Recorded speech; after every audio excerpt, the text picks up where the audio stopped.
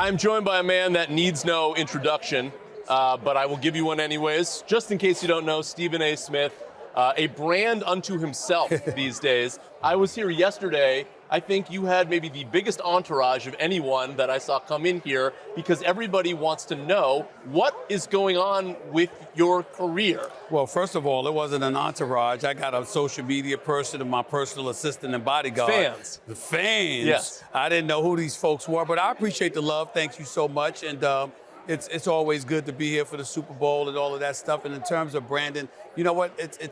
I don't get caught up in that, believe it or not. I let others do that. I do the work, you know, because I'm preoccupied with doing what I've got to do, being the best that I can be, and making sure that I maximize my potential to the best of my ability. But the work you're doing is clearly changing. You're talking about politics now. You're on Sean Hannity. You have your own podcast. You're negotiating a contract with ESPN. So I guess I have two questions there, which is, one, as you negotiate this deal with ESPN, what are you asking them that maybe you haven't had in the past? And two, what do you want to do now with your career? Well, the answer is freedom.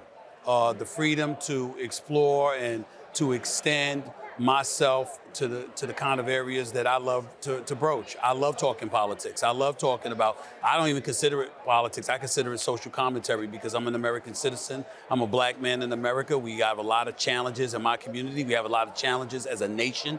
And talking about issues that affect everyday lives is something that I think is incredibly pivotal. If you have a voice and you make sense, and you're not about being destructive and divisive, but you're about bringing people together and making sure there's some kind of common ground where you're willing to acquiesce and capitulate to some degree, to compromise to some degree, just for the betterment of the whole. I think that that's something that we all should be working to do. We're divided enough. We've got enough problems in this world. I should be able to sit across from you and you have a difference of opinion than I do, and I not consider you a racist or a no good individual. You should be able to look across from me and respect what I bring to the table and what my skills and abilities are, and not look at me as the right has tried to label some people in terms of a DEI high and stuff like that. Let's get away from that derogatory and incendiary rhetoric and recognize the fact that we should have a respect and an appreciation for everybody and discuss the issues that are pertinent to everybody. Talking about sports sort of lends itself towards doing those things because there's big money involved and there's a lot of issues that come with it, and sports and social commentary somewhat intertwined, but I'm a bit more flagrant with it right now because I have the license to do it. I've been doing sports for 30 years, and if I have my druthers, I'll be doing it for 50 years. But I shouldn't be limited to that. And I think that when you see a lot of people, whether it's in the world of entertainment, politics, sports, or beyond, the fact is everybody looks to diversify their portfolio to elevate the level of impact that they can have. And that's something that I strive to do. So do you feel like it's sort of a moment in time thing that our culture is pushing you in this direction? Or is it more of an individual thing where you're like, you know what, I've done sports for a while. It's time for me to spread my wings here. Well, I've always wanted to do it. I was constrained from doing it. I was held back from doing it. From previous ESPN managers. Not everybody. When I was at the Philadelphia Inquirer, they wanted me to be a sports reporter and then a sports columnist. When I was at CNNSI and then Fox Sports and then ESPN, they wanted the same thing. Throughout the years when I was doing First Take and I had success with that, they wanted me to limit myself to that kind of stuff. So what I'm doing now is what I've always wanted to do. It's just that they didn't want me to do it. People didn't see the potential because I was never exposed. I was never put in a position where I could showcase my range and what I was capable of doing. And over the last few years, as things happen, the Colin Kaepernick situation, the George Floyd situation, the riots in the streets, et cetera, the Trump presidency, because of all of those things really descending upon us as a society, it called for you to be about more than just sports. And when they saw me in that element, talking about those things, they said, wait a minute, this is not somebody we should hold back. Who's the they, though? Because Jimmy Pitaro publicly still says, I don't want politics in sports. It's Jimmy Pitaro. He's the #1 guy. And I told this to somebody the other day. Jimmy Pitaro arrived in 2018. Jimmy Pitaro had no ESPN chairman Jimmy Pitaro. ESPN chairman Jimmy Pitaro. He arrived at ESPN in 2018. He made no bones about the fact that he wanted us to get back to giving the audience sports, and he was absolutely right about that. And when he said that and he put down that mandate, I stood up and said he was absolutely right. Because as a network, we did get away a little bit from giving the audience what it came to see, what it came to the network to see. But then when all the social justice stuff took place in the aftermath of George Floyd's killing, And the Kaepernick thing came about before that. Obviously, you had riots in the streets, boycotts and things of that nature, as I just discussed. Jimmy Pitaro came to me and said, I trust you. And so I knew what that meant. He didn't want us to do that. But if he was going to have somebody to do that, he trusted me to go over the airways and be responsible enough to be my true, authentic self, express what I saw from my lens, but in the same breath, be protective of the brand, understanding that you still work for Disney, you still have an obligation to be all that you can be, not just for yourself, but for the company that you work for. And I totally respect that because I've always been about that. Listen, I wake up every day with two missions, and I've said this on many occasions. How do I make my bosses more money? How do I get some of it? And I'm not apologizing for that to anybody. Well, I can't get my bosses money if I'm doing things that are destructive to the brand. And if I don't get them money, then I'm going to get in the way of getting myself money. And I'm a proud capitalist. I ain't apologizing for that to anybody. But I so agree with that because I've said this to other people that what you have done strikes me as you are like a one-man in compilation of the modern media industry because you're now no longer tied to ESPN. You have your own platform, your own podcast, so you can take some of that stuff that maybe, even if Jimmy Pitaro gave you the license, maybe not all of it fits on ESPN. But it doesn't. Right, and now you have carved yourself out pathways. Some of that, I'm sure, is your own credit. Some of that speaks to the changing media landscape, though, because I feel like in the past, media companies wouldn't have allowed that to happen, and now they do. You're absolutely right. There definitely has been a changing landscape. That can't be denied, and I understand that. But one of the things that we have to be careful about in the age and with the advent of podcasting and people having their own platforms on YouTube and things of that nature, there's this insatiable appetite for everybody to be their own boss.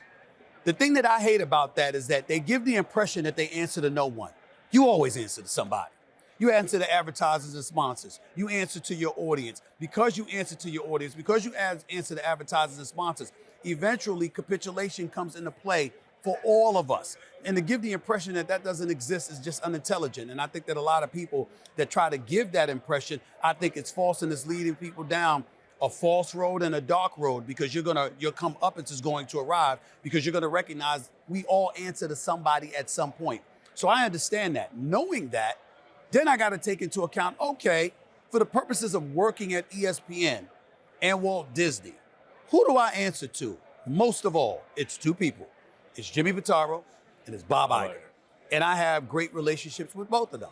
And so they've talked to me about a lot of things that I feel. They haven't tried to change my mind on anything like that, but understanding where I'm coming from, having the willingness to understand where I'm coming from, having the respect and confidence in me to allow me to go out there and do what I do. Yes, I built my own brand and I've accomplished a lot on my own, but I'm not going to forget who facilitated it.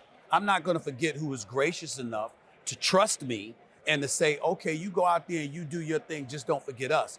And that plays a role in the contract negotiations because when you have a boss like a Jimmy Pitaro, who, by the way, didn't have to, because remember, I'm under an employee contract at the time. He didn't have to let me go out and do my own podcast. He said, okay, because he had given me his word that that's something that he would allow me to do.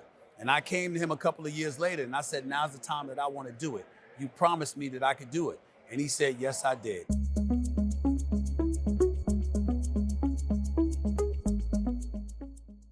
Does any part of you want to run for office?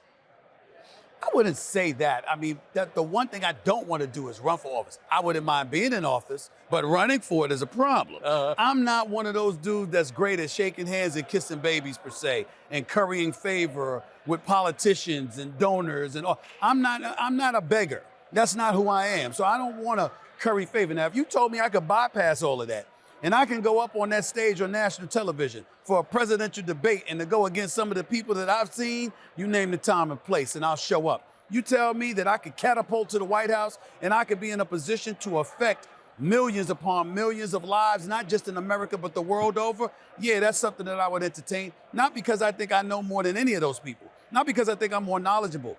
It's because I know that my spirit is in the right place, that I'm intelligent enough to know what I don't know, to listen to smarter people in the room, and to have people surrounding me that are conscientious about what's in the best interest of this country and the best interest of this world. Do I believe that I could pull that off? Yes, I do. And so because of that, I would tell you I have no interest in being a politician. I have no interest in running for office.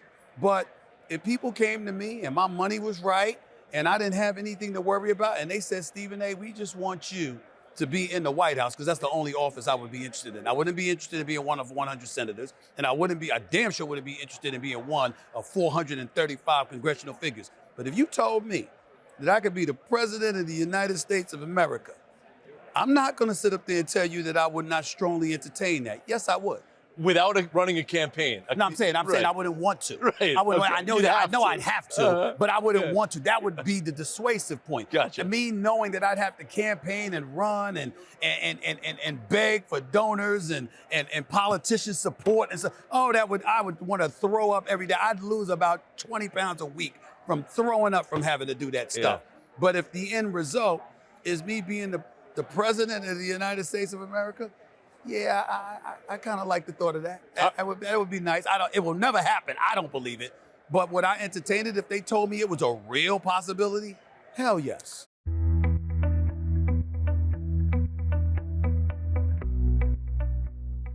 All right, let's segue from President of the United States to the NBA. Yeah. 2 questions I want to ask you. Sure. ESPN just licensed Inside the NBA, the Yep. TNT studio show. What is your role going to be with that show? I doubt I'll have any role with it. They're the A team. They've won awards. Charles Barkley, Kenny Smith, Shaquille O'Neal are all personal friends of mine. 2 of them are Hall of Famers. 2 of them are champions. And Ernie Johnson is the best in the business. I love those guys on a personal level. They're friends of mine. And I don't believe you mess with perfection. And they are perfection. And so when they come to ESPN, so far as I'm concerned, Jimmy Pitaro, Bob Iger, they did the right thing by bringing them on board. So you didn't feel like it was kind of an indictment of the... Not at all. Okay, yeah. Not at all. Listen, they have a post-game show. We didn't. You know, we got to go to Sports Center thereafter. You know, we got to have segments within Sports Center when we're lucky. I mean, I love doing NBA Countdown, the pregame show and what have you. But the level of cachet in terms of television real estate that was given to TNT is not something we've ever had. And so for me, my success has never been contingent on that. My success is contingent on First Take. It's contingent on my personality and what I bring to the table, whether it be Sports Center, Get Up, First Take, or anything else that I touch. And I look at myself as a versatile individual. They'll know I'll be there. And if those guys on inside the NBA want me in any capacity, I'm happy to join them. Whether it's 5 times, 10 times, 20 times, or 0. I'm gonna root for them. Me and Kenny Smith go back over 40 years. His brother trained me, his brother Vincent Smith, at Lost Battalion Hall in Queens, New York when I was a kid growing up. That's how far back Kenny Smith and I go. Shaq and I, Charles Barkley and I go back at least a quarter century in terms of our friendship with one another. And so because of that, I would never root against them. I'm gonna always be there for them. I think it's an incredible asset for ESPN. I'm proud to have them on board, and they know where to find me if they need me. But they know that if they don't need me, I'm gonna be all right because I got other things on my plate.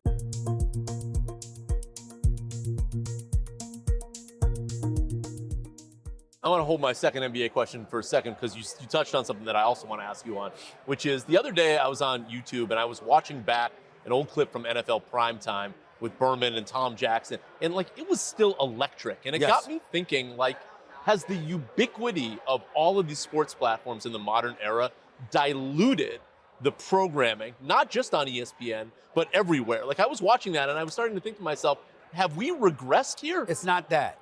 It's that linear television is dying. And what people are missing is that linear content is not dying. Linear television is dying. If you listen to advertisers and sponsors and you watch your audience, they don't mind the linear content. They just want to watch it on their iPad or their phone or their tablet. They don't want to watch it on television. But is the linear content as good today as it was? I believe to a large degree it is. Now, some people will lament the absence of storytelling. That's not because of the industry. It's because the audience has gotten younger. And kids ain't interested in a bunch of storytelling. Brian Windhorst, my colleague who's an outstanding reporter for us, I love him to death. I remember I got into a friendly argument with him on television about this. People act like the industry doesn't want storytelling. That's not true. Think about kids. I have kids. Most people I know have kids. what's the attention span of kids? Do they want to sit up there and watch something for an hour or 2 hours for storytelling? No. They're a microwave society. They want it now. They don't want to wait. And so when you understand that about kids and knowing that's your primary demographic, because guess what? The younger audience is either going to have a little bit of money to spend or they're going to get their parents to spend the money on them. That's your targeted consumer. And they're telling you they want something different. So when you see these people bitching and moaning and complaining about what's missing from today's generation compared to what happened before, well, what happened before that? There was a generation that preceded that and a generation that preceded that. Every generation wants something different. That's what it is. And how you're successful is when you're worried about what they want and feeding the audience instead of being concerned about what you want and trying to get the audience to do what you want them to do.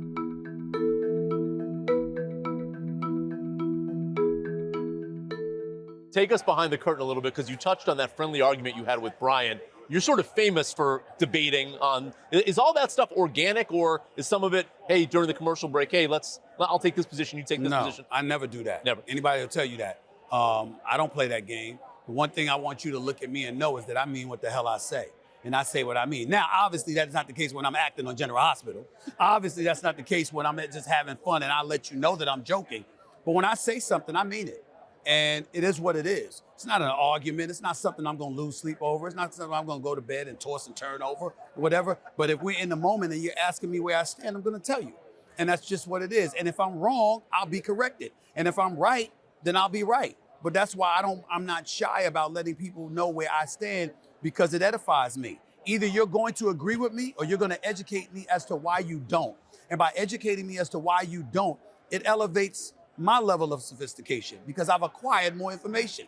It makes me more intelligent. It makes me more knowledgeable, which means I benefit down the road. So either way you slice it, I'm not losing by letting you know where I stand or how I feel because I'm going to win one way or another. Either I'm going to be right or I'm going to learn more and I'm going to be smarter as a circumstance of that.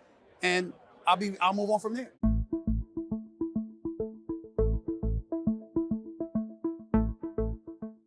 One more ESPN question. You have colleagues, I know, because I've talked to them privately, who are irritated with the way ESPN has handled Pat McAfee in that show, saying that they wish that there was not a double standard there. You have publicly defended Pat McAfee. Do you understand the irritation, or do you think those people are out of line? I think they're being immature. And I love my colleagues. We have a great team at ESPN, and I'm not speaking against any individual, but understand the business. Pat McAfee is not an employee of ESPN. They basically bought his product, and they said they leased his show, and it's his baby. That's what it is. His stuff airs on ESPN, but he is not employed by ESPN. So if you're not an employee, you operate under different rules. The aspiration for me is to be in Pat's position to a large degree. It's never going to be the case with First Take, but it's damn sure going to be the case with everything else if I'm going to remain at ESPN because I have other things that I want to do. And I don't want to hear from them, oh, we don't want this, we don't want this, we don't want that. Just like he doesn't have to hear that from them. Now, when it comes to First Take, that's your creative. That's something you create. You retained my services to contribute to that show, and I've been blessed and fortunate enough to be #1 for 13 straight years. But in the end, when it comes to the other stuff, that's mine. So you see President Trump get into the whole Gaza situation with the Israeli-Palestinian conflict. They might have one position, I might have another. You heard Trump give an executive order on transgender athletes participating in women's sports. They might have one position, I have another. I'm entitled to that. And to me, what I think people at ESPN who are critical of Pat McAfee are missing is that he opened the gates for us to be able to do that. Yep. I'm incredibly appreciative for Pat McAfee's presence on the air. And I don't think Pat McAfee realizes how appreciative I am of what he's brought to the table. He's opened the floodgates to a potential level of freedom we never knew existed at the worldwide leader until he arrived. Yep. How can you hate on that? I don't understand that at all. I appreciate it. I'm thankful for it. Whether he did so intentionally or not, he has opened a potpourri of opportunities for so many of us within the business.